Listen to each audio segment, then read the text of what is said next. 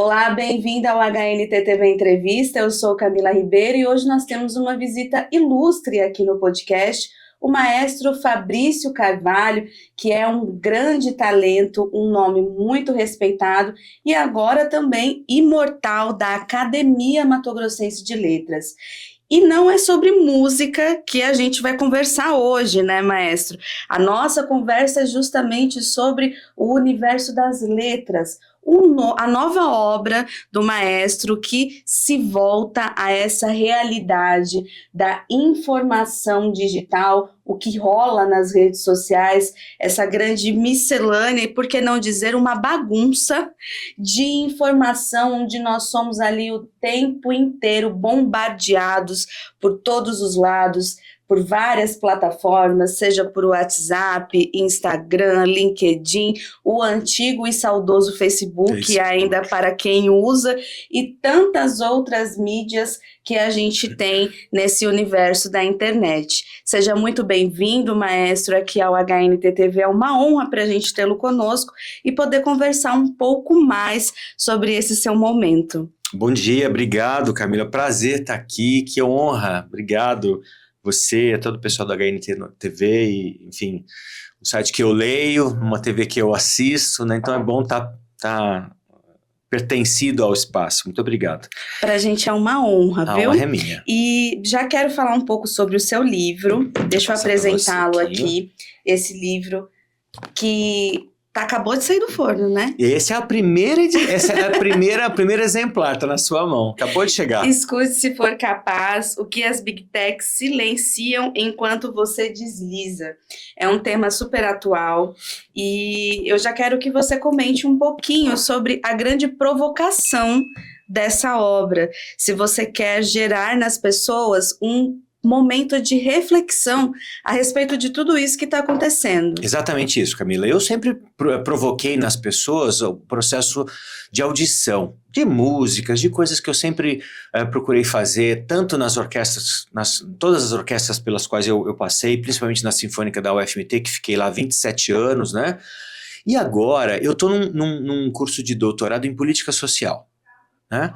Você falou da academia, eu estou na Academia Mato Grossense, as letras sempre foram uma paixão, mas neste momento da minha vida, Camila, eu tô pensando outras coisas, além da música, né? Estou pensando as relações de classe, estou pensando as relações da sociedade, e fiz uma matéria lá no doutorado chamada um tópico especial em capitalismo de dados. Camila, essa matéria explodiu a minha cabeça, porque aos 50 anos eu sei de algumas coisinhas, a gente sabe, né? Eu sou pai, eu sou filho, eu sou marido, então a gente vive numa sociedade conectada. Só que tem muita informação que só dentro da academia que a gente acaba descobrindo com o tempo de ler, com o tempo de pensar, de fazer reflexão. E esse processo do capitalismo de dados é uma loucura. Você é moldado a todos os tempos, a todo instante, por algumas instituições, que eu chamo das grandes Big Techs, que te dizem exatamente o que você vai ouvir, como você vai ouvir, a que tempo você vai vir e principalmente, Camila, o que você vai consumir.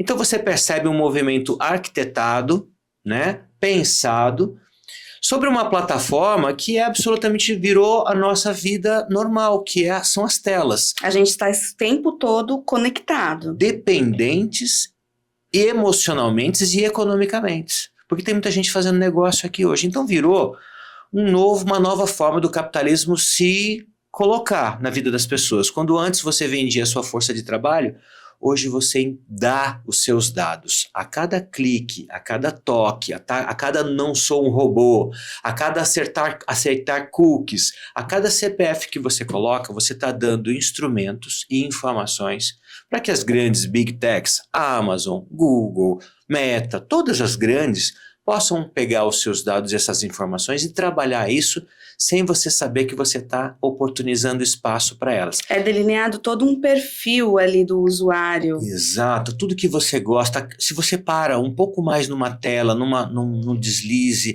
num feed, isso é medido, isso é mesurado e é transformado em dados, isso é transformado em informação para que quem apoia, quem patrocina, quem paga as Big Techs tenha você como um mercado consumidor de graça. Então é um pouco disso do que fala o livro, com uma densidade teórica, né? Trabalhamos, por exemplo, a questão do capitalismo de vigilância, que é um termo novo, que uma autora chamada Shoshana Zuboff trabalha, né? Mark Fisher, é mais fácil acabar o mundo do que acabar o capitalismo, né? Jung Byung-Han é o filósofo coreano da sociedade do cansaço, que traz o burnout, que traz a depressão, porque você não dá conta de todas as informações que você é obrigado a consumir. Esse autor coreano é aquele que faz as pessoas pararem? Da sociedade do cansaço. Eu achei genial. Genial, É um livro bem pequenininho. Pequenininho, capa roxinha. É, esse mesmo. Eu li essa semana, por coincidência, sobre ele, e eu achei impressionante a didática dele, a forma de desacelerar. E é impressionante que a gente vive num ritmo tão absurdo, tão veloz, que quando nós somos colocados a esse contraponto, é como se fosse um retrocesso. Dá a impressão que você está perdendo tempo. Exato. A velocidade é tão maluca, você é tão obrigado a correr, dar conta de tudo, de se informar, que você entra num processo infodêmico.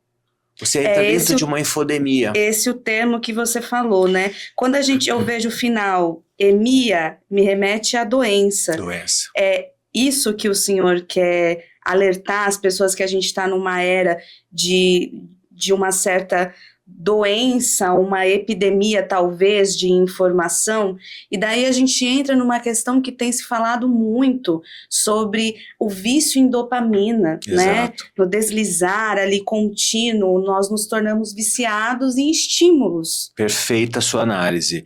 Isso aqui nos traz um prazer momentâneo. Por quê, Camila e amigos do HNT? Porque ele começa a dizer o que você quer.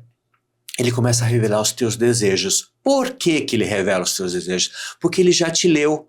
Você já forneceu dados suficientes para ele moldar o teu estereótipo límbico, e a tua neuroplasticidade cerebral trabalhou tanto nisso, e o algoritmo, que é essa formulazinha matemática, o problema não é o algoritmo, o problema é quem controla o algoritmo e faz do algoritmo uma ferramenta estratégica para o consumo. Então você começa a ver coisas que você gosta, começa a ver imagens de gente que você gosta, começa a conhecer lugares que você gostaria de conhecer, aí você sente um prazer, fala, nossa, como a internet me entende.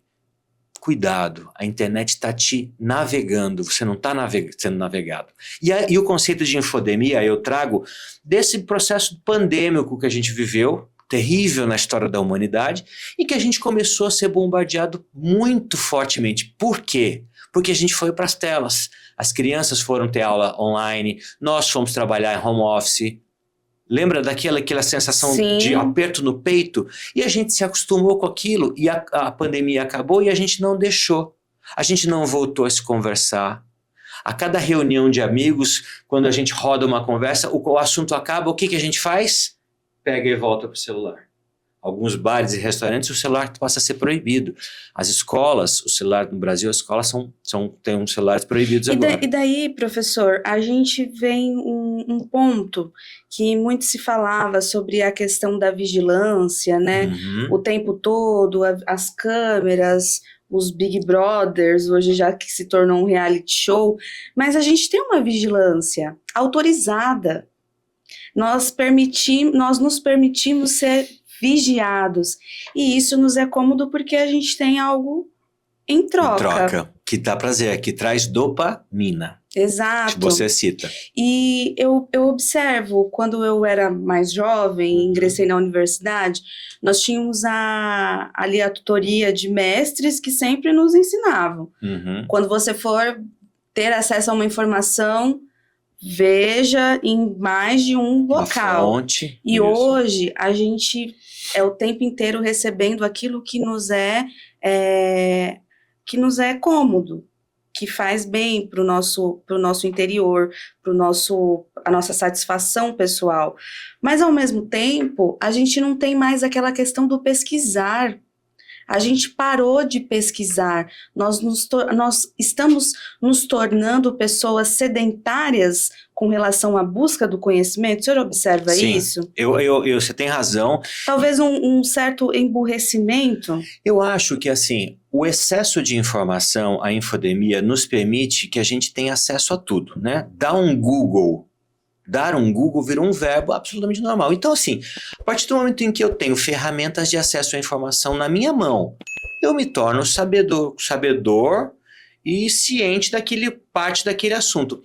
Associado a essa falta do critério científico, e a ciência foi profundamente questionada, tem sido questionada nos últimos anos, com a ascensão das polaridades políticas, né, a extrema esquerda, a extrema direita, a ciência acaba não valendo mais de nada. O processo da pandemia mostrou muito isso, né, aqueles equívocos de cloroquina e antivacina. Então eu me torno autossuficiente em termos de informação. Se eu sou autossuficiente e a informação que eu tenho me locupleta política e socialmente, por que eu vou buscar fontes? E mais, se eu tenho a Camila, se eu tenho a Duda, se eu tenho a Yael que concordam comigo na minha bolha, por que eu vou sair da minha bolha?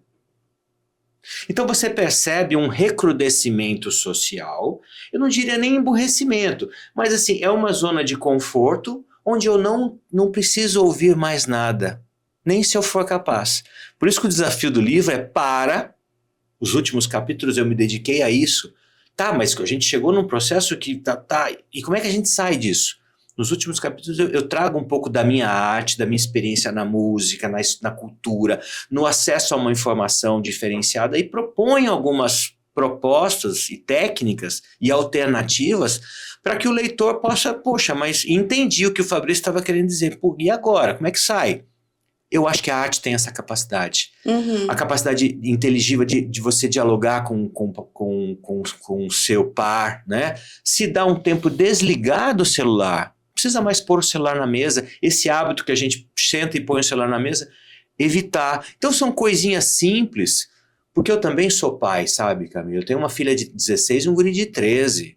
Então eles estão exatamente nesse momento da vida onde isso aqui reforça a personalidade, o meu like, quantos likes eu tenho, né? Esse processo de medir a aprovação por meio de like, isso é uma doença. E é um perigo, porque tem muitas pessoas que às vezes entram em depressão, às vezes tiram a própria vida, porque não tem aquela popularidade virtual, como talvez gostariam de ter. E, na verdade, nós somos muito mais do que uma métrica social, uma métrica digital. Exatamente. Nós temos valores, temos histórias, princípio, e você observa que esse mergulho contínuo nas telas, principalmente quando nós estamos lidando com indivíduos em formação, adolescentes, isso acaba prejudicando?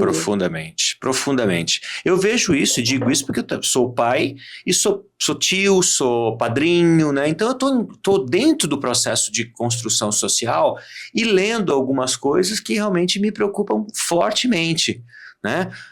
Esse processo de desgaste emocional das crianças coach, crianças vendendo coisas, é uma coisa extremamente perigosa para uma sociedade que já está doente. Outro dia eu vi isso que o senhor está falando, uma criança coach, eu achei extremamente legal, no sentido de você estar dando protagonismo para uma criança, para ela se desenvolver, mas ao mesmo tempo é um pouco insensato, porque um adulto se consultar, se aconselhar com uma criança, não faz muito sentido, né? Não e daí faz. A gente já entra de outra questão, a moda dos coaches, né?